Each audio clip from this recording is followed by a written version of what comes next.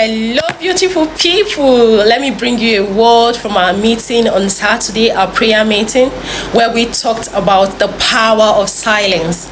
We took a cue from Mike Moreau, who said that when you master the act of silence, you master destiny. We looked at the fact that words are like money. When you keep spending money, it begins to lose value. So also words.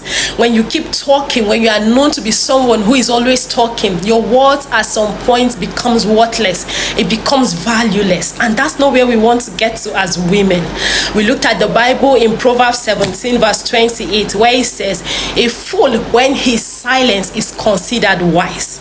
Also, Ecclesiastes 3 verse 7 says that there is time for everything, time to speak and time to be silent.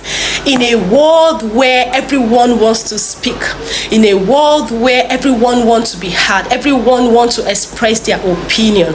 Now, mastering the act of silence as a woman gives you an advantage. And we looked at in such cases where that is very crucial. We looked at mastering silence in the face of provocation. Now, when you are able to be silent, even in the face of provocation, be it in the office, in the church, in your business, anywhere at all, the person who provokes you, he becomes foolish. He begins to look at himself like, does that not mean anything to this person? And he looks at himself as a foolish person. Why? Because you had fully mastered the act of silence. You know why? Because they gave their best punch and you didn't flinch. And so we have always talked about not speaking negatively on the children in FFF or anyone around us.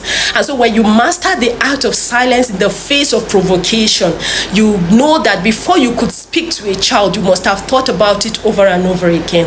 And that helps you not to speak negatively on the children or anyone around. And yes, we equally talked about mastering the act of silence in a gathering of women of discussion. Now, when you gather as women to talk about someone who is not there, who is not part of that conversation, it simply means gossiping. And that's not what you want to do as a woman. In FFF, we are building women of quality. We are building women who will make global impact. You should talk about value. You should talk about business. You should talk about making impact and not discussing people.